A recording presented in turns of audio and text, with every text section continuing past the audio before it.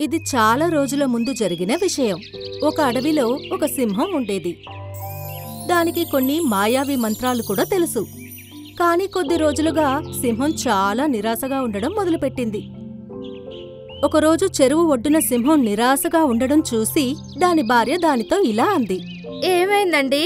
చాలా రోజులుగా చూస్తున్నాను, మీరు చాలా నిరాశగా ఉంటున్నారు.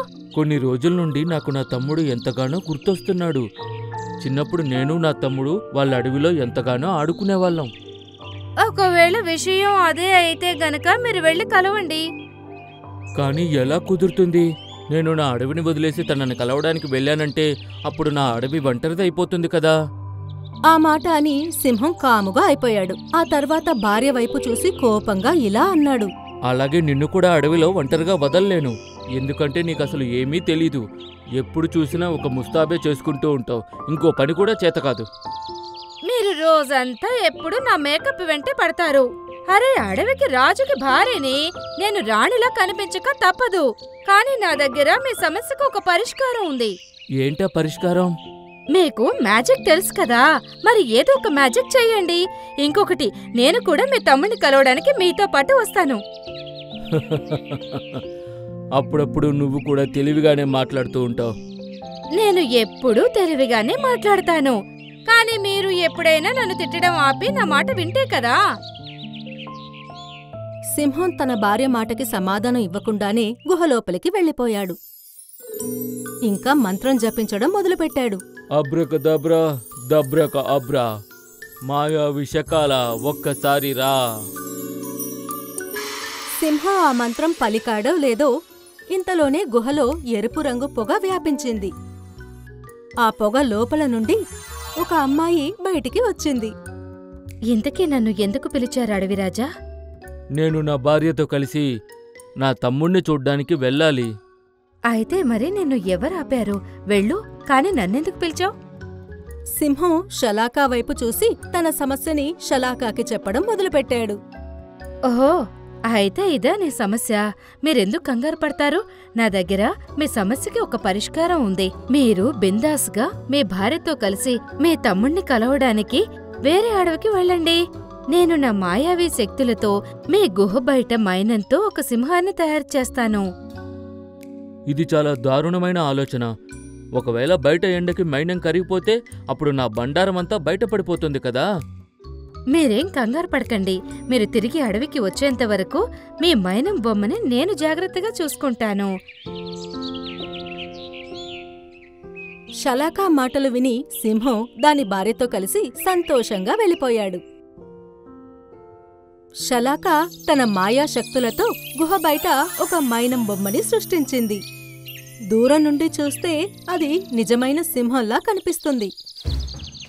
ఒకరోజు ఏం జరిగిందంటే అడవిలో ఉన్న జంతువులన్నీ చెరువులో నీళ్లు తాగుతున్నాయి. ఇంతలోనే అక్కడికి ఒక పెద్ద నీలరంగు పిల్లి వచ్చింది.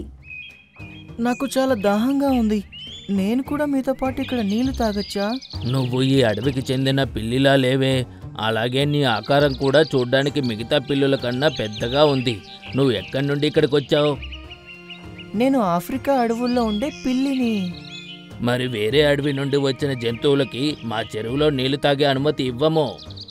నేనేదో మొహమాటం కొద్దీ మిమ్మల్ని అడుగుతున్నాను. కానీ మిమ్మల్ని మీరు ఏదో గొప్పగా అనుకుంటున్నారు. మీరు ఈ అడవికి రాజు కాదు కదా, నేను మీ దగ్గర అనుమతి తీసుకోవడానికి. అలా అని పిల్లి చెరువులో నీళ్లు తాగడం మొదలుపెట్టింది. తర్వాత అక్కడి నుండి వెళ్ళిపోయింది. మరుసటి రోజు బోలు నక్క దాని భార్యతో కలిసి ఆహారం తింటోంది. ఇంతలోనే అక్కడికి నీలం పిల్లి వచ్చి నించుంది. ఎవరు నువ్వు? చూస్తుంటే నువ్వు ఈ అడవికి చెందిన దానిలా లేవే. నేను ఒక ఆఫ్రికా పిల్లిని. ప్రస్తుతం నాకు చాలా ఆకలిగా ఉంది. అయితే మేమేం చేయాలి? నోరు మూసుకొని మీ ఆహారం నాకు ఇవ్వండి. ఇంకా ఇక్కడ నుండి వెళ్ళిపోండి. ఇక్కడి నుండి వెళ్ళిపో నీలం పిల్లి, లేదంటే నిన్ను కొట్టి కొట్టి పచ్చడి చేసేస్తాం మేము. నీలం పిల్లికి చాలా కోపం వచ్చింది. అది వేగంగా బోలు నక్క ఇంకా దాని భార్యని తన గోర్లతో గాయపరిచింది. ఇంకా వాటి ఆహారం తీసుకుని అక్కడి నుండి పారిపోయింది. నిజంగా నువ్వు ఎందుకు పనికిరావు. ఒక పిల్లిని ఆపలేకపోయావు. నేనింత ప్రమాదకరం ఇంకా వేగంగా ఉండే పిల్లిని ఎక్కడ చూడలేదు. ఆ రోజు నుండి అడవిలో నీలం పిల్లి అరాచకాలు ఎక్కువయ్యాయి. అది ఎవరి ఆహారం కావాలనుకుంటుందో వాళ్ళ ఆహారం తీసుకుని పారిపోతుంది. నీలం పిల్లికి వ్యతిరేకంగా అడవిలో జంతువులన్నీ ఒకటయ్యాయి. ఆఫ్రికా నుండి వచ్చిన ఆ నీలిపిల్లి అరాచకాలు మన అడవిలో రోజురోజుకి ఎక్కువైపోతున్నాయి. మీరు చెప్పింది నిజమే ఏనుగు తాత. అలాగే ఆ పిల్ల చాలా చురుగ్గా ఉంటుంది. ఎవరైనా తనని ఏమైనా చెయ్యాలనుకున్నా చేయలేకపోతున్నారు. ఆ పిల్లి నా మొహం మీద పంజాలతో దాడి చేసి నన్ను గాయపరిచింది మిత్రులారా. ఇక మనం తనని ఉపేక్షించకూడదు.